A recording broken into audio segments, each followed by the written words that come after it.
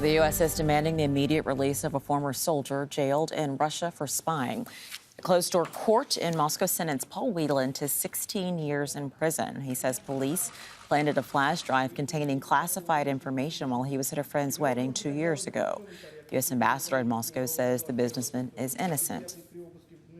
I've described these proceedings as a mockery of justice, and today just confirmed it. An American citizen has been sentenced to a term of 16 years for a crime for which we have not seen evidence. He's not seen the evidence. He was denied the opportunity to present witnesses in his defense. He was denied the opportunity to work cooperatively with his defense counsel, and his defense counsel were appointed for him. They were not defense counsel that he selected. So this is a mockery of justice, at least by American standards. All right, House correspondent Kimberly Halkett joins us now. So, Kimberly, what are we hearing from the U.S. officials about this?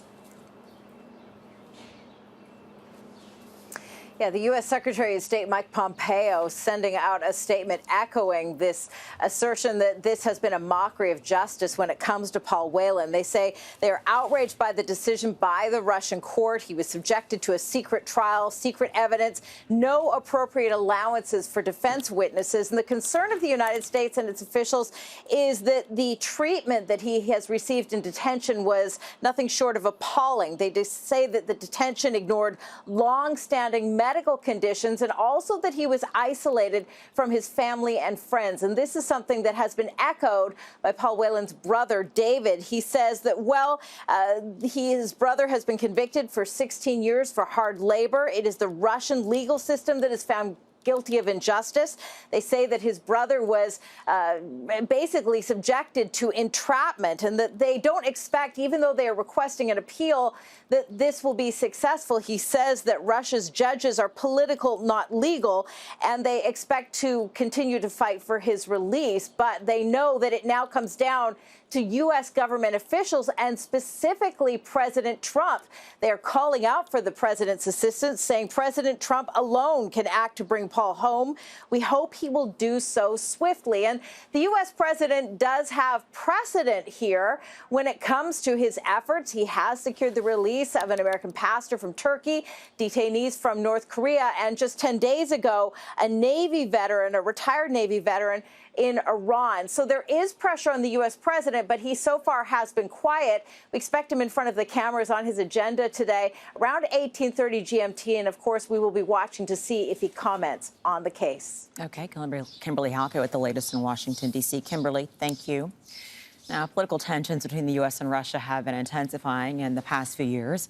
Allegations of Russian interference in the 2016 U.S. election led to several congressional investigations and a growing mistrust of Moscow. The war in Syria and Russia's support for President Bashar al-Assad further strained its relationship with the U.S. And most recently, Moscow was upset with Washington's plans to lift restrictions on arms deals. The change would allow U.S. defense contractors to sell more American-made drones to countries that have been forbidden to purchase the weapons.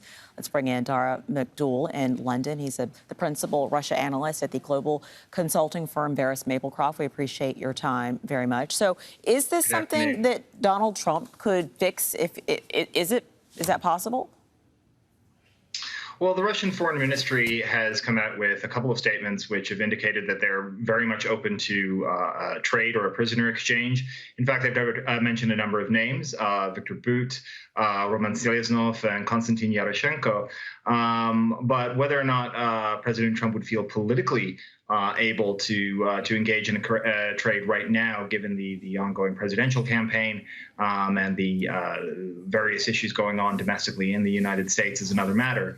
The other question is then, well, if this bleeds into next year, and if, as seems likely at the moment, Joe Biden succeeds in winning the presidency, will a new Democratic administration, particularly after 2016, and also the perceived failure of the 2008 reset policy, really want to kick off its tenure with an agreement with Russia, particularly given the U.S. position is that Mr. Whelan has done nothing wrong, that he's been essentially railroaded here, whereas their own position on the various people they have imprisoned is that they have them dead to rights on certain criminal activities.